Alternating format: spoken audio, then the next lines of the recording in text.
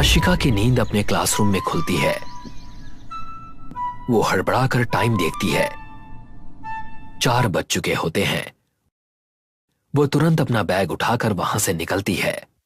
Ashika interview hall तक आती है। यहां 4:36 हो चुके होते हैं। शिट यार, फिर से लेट हो गई। पता नहीं क्या होगा अंदर। कुछ और लड़कियां भी वहीं बेंच पर बैठी होती हैं। आशिका उन पर बिना ध्यान दिए इंटरव्यू हॉल में चली जाती है। मैडम, सो सॉरी, मैं लेट हो गई। क्या मेरे इंटरव्यू का शेड्यूल निकल गया है? नाम क्या है तुम्हारा? आशिका, आशिका गुप्ता। इंटरव्यूअर दूसरी लड़की को, जो वहां पहले से ही थी, उसे बाहर भेजती है और आशिका उसकी जगह आकर बैठ जाती है। आशिका, तुम्हें पता है कि ये नौकरी तुम्हें तुम्हारे पिताजी की वजह से मिल रही है, लेकिन इसका मतलब ये नहीं कि तुम समय की इज्जत करना छोड़ दो। सॉरी मैडम, मैं पक्का आपसे टाइम पर आऊंगी। इंटरव्यूअर उसके ऑफर लेटर पर साइन करती है और उसे आशिका को थमा देती है। तुम्हारी पोस्टिंग रामगंज रेलवे स्टेशन पर है। तुम्हारी ज्वाइनिंग वैसे तो कल से है, पर मेरी सलाह यही होगी कि तुम आज ही वहां पहुंच जाओ। जल्दी जाओगी तो वहां के लोगों से मिलना मिलाना भी हो जाएगा। ठीक है मैम, मैं आज शाम को ही चली जाऊंगी। हाथ में ऑफर लेटर लिए आशिका वहां से निकल जाती है। बाहर आकर वो बाकी लड़कियों पर हल्का सा हंसती है और यहाँ बैठने की जरूरत नहीं है, इस साल की सीट तो फुल हो गई है। दूसरी लड़कियों को यह पक्षपात देखकर बुरा लगता है, पर वो बेसहारा होती हैं।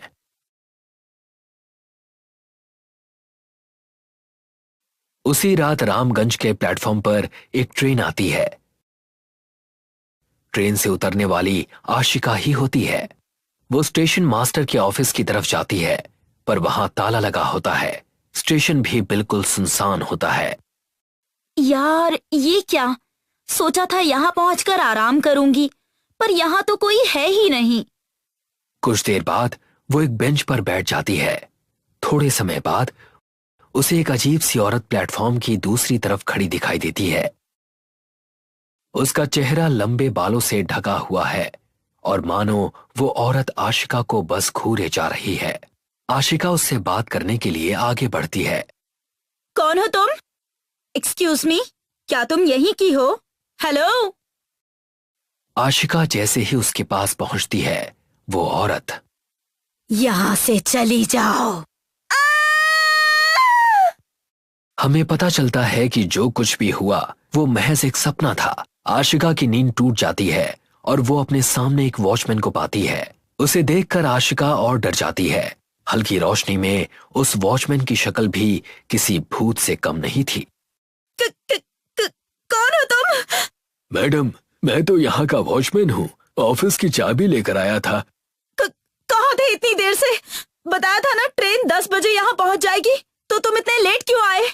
माफ कीजिए मैडम, बूढ़ा इंसान हूँ, अकेले रहता हूँ, गलती हो गई। आगे से ऐसा नहीं होगा। आइए, मैं आपके लिए ऑफिस खोल देता हूँ। वॉचमैन ऑफिस के पास जाता है और उसके लिए ऑफिस खोल देता है। लाइट चालू होते ही आशिका ऑफिस की हालत देखती है। टेबल पर सिगरेट, टूटी टीवी, सड़ा हुआ खाना, ये सब देखकर वो चिढ़ जाती है। ये क्या? यहाँ इतनी गंदगी क्यों है? मेरे आने से पहले साफ सफाई नहीं हुई थी क्या यहाँ? माफ कीजिएगा मैडम, आपके पहले यहाँ जो अफसर आए थे, उनकी ट्रेन के नीचे आकर दर्दनाक मौत हो गई थी। उस दिन से ये जगह पुलिस वालों ने सील कर दी थी। आज ही इसकी चाबी मिली है। आप फिक्र मत कीजिए, मैं अभी ये जगह साफ कर देता हूँ। वॉचमैन सब कुछ साफ कर देता है और फिर आशिका अपनी चेयर पर बैठ जाती है। ये जगह इतनी खाली क्यों है? क्या यहाँ कोई रहता नहीं? स्टेशन से 10 किलोमीटर की दूरी पर गांव है। लोग इस स्टेशन को भूतिया कहते हैं, इसीलिए रात को कोई यहाँ आना पसंद नहीं करता। क्या मतलब भूतिया?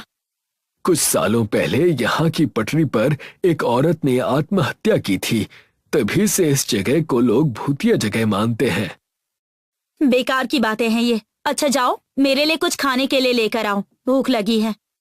माफ कीजिएगा मैडम, मैं तो बस यहाँ आपको चाबी देने आया था। मैं यहाँ नहीं रुक सकता। भला वो क्यों? क्या आपने सुना नहीं, ये स्टेशन भूतिया है। क्या कहानी है इस भूत की? अरे कुछ नहीं मैडम, पागल थी, यहाँ पटरी पर लेट कर जान दे दी उसने, और तब से हमेशा कलेश ही लगा रहता है। क्या सच? हाँ हाँ, और नहीं तो क्या। ठीक है, मैं चलता हूँ, कल सुबह 10 बजे मिलूंगा। ये कहकर वॉचमैन वहां से चला जाता है, पर फिर उसका फोन बजता है।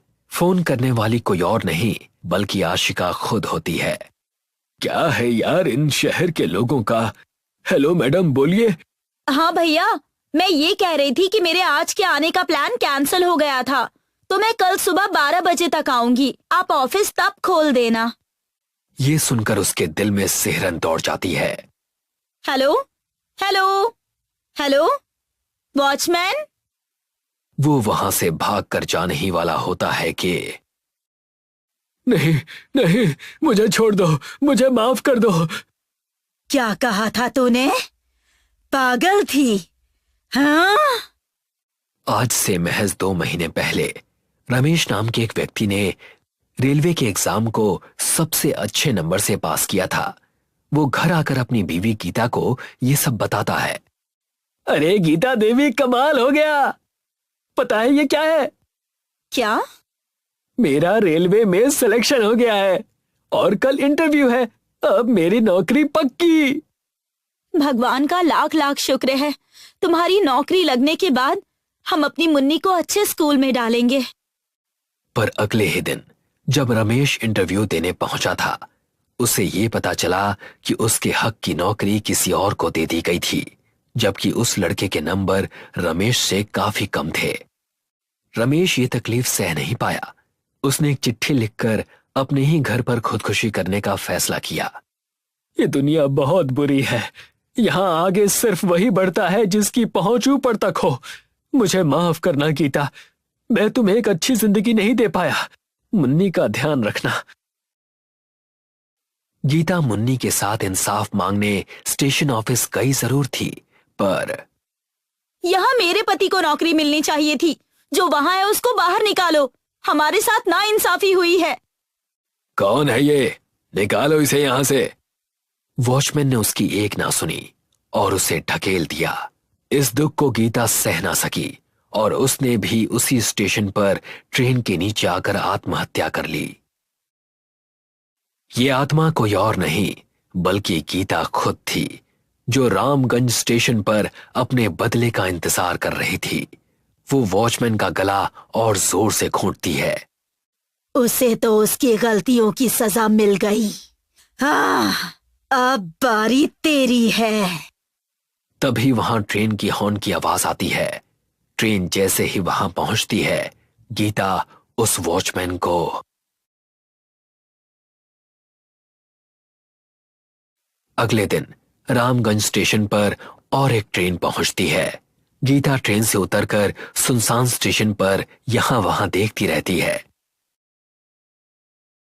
तुम आशिका हो ना? हाँ, मैं यहाँ की नई स्टेशन मास्टर हूँ। आइए, मैं आपको ऑफिस खोल कर देती हूँ। आशिका अपने ऑफिस की तरफ चलती है, इस बात से बिल्कुल अनजान कि आज रात